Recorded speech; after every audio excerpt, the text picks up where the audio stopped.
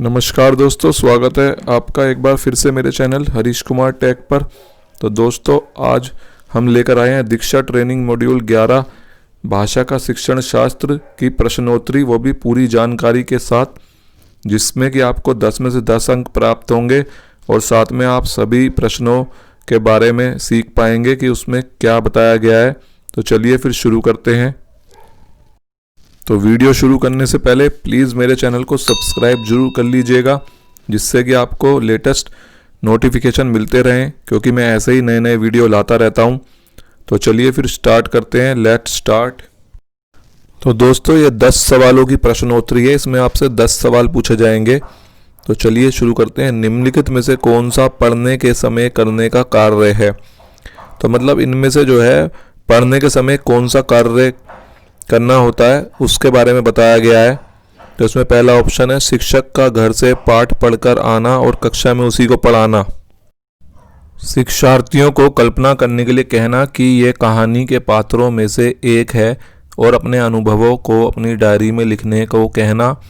शिक्षक का पाठकों के विचारों के बारे में शिक्षार्थियों के साथ एक संपूर्ण कक्षा गतिविधि के रूप में चर्चा करना और कक्षा को 4 या 2 समूहों में विभाजित करना और पाठ को बारी बारी से पढ़वाना।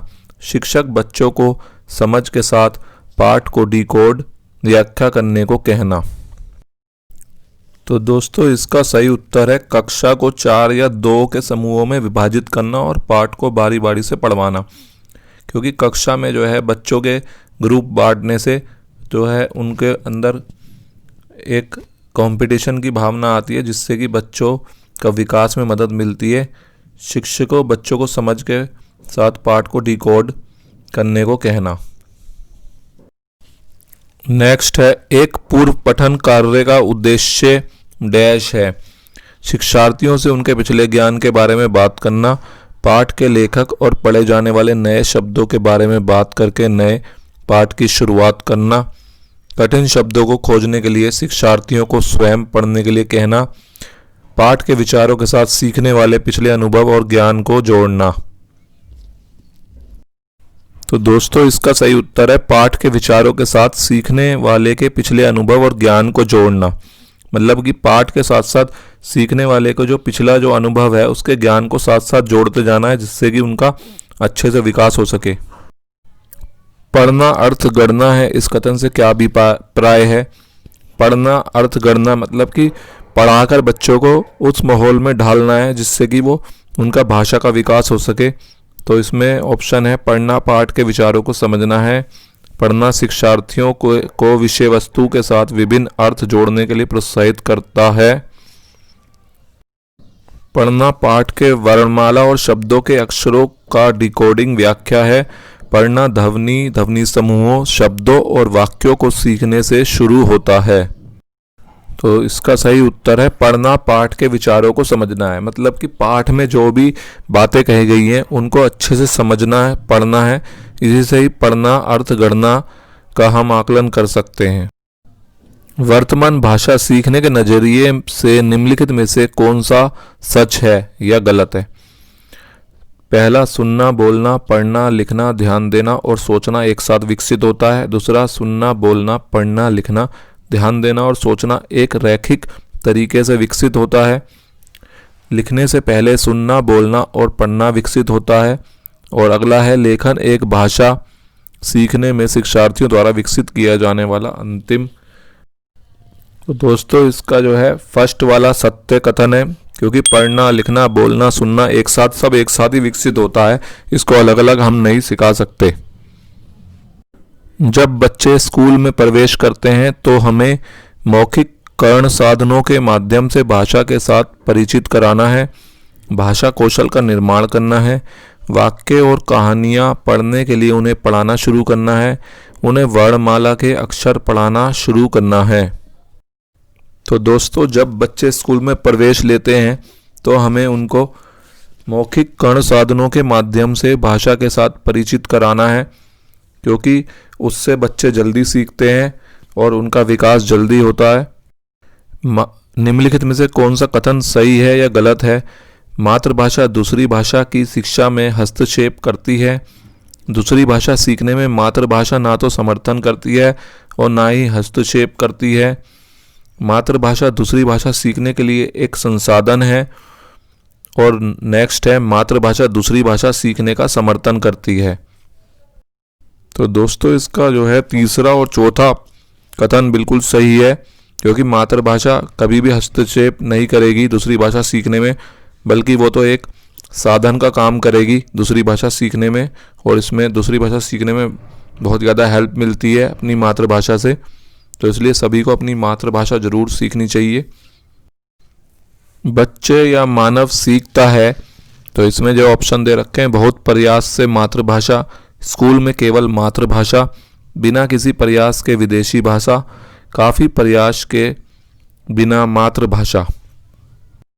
तो दोस्तों इसका सही उत्तर है काफ़ी प्रयास के बिना मातृभाषा, क्योंकि मातृभाषा सीखने में बहुत ज़्यादा प्रयास करना पड़ता है।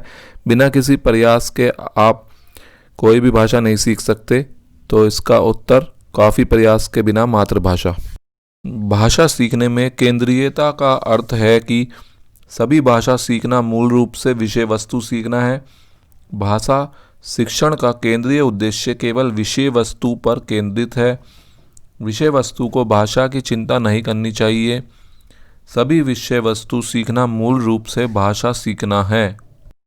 तो दोस्तों इसका सही उत्तर है सभी विषय वस्तु सीखना मूल रूप से भाषा सीखना है, क्योंकि सभी प्रकार के गतिविधियां, एक्टिविटीज सीखना ही मूल रूप से भाषा सीखना होता है। तो इसका सही उत्तर ये चौथा वाला ऑप्शन है। मातृभाषा आधारित बहुभाषिकता क्या है? सभी बच्चे राज्य भाषा के माध्यम से सीखते हैं। स्कूल में सभी बच्चे केवल एक ही भाषा और अंग्रेजी सीखते हैं।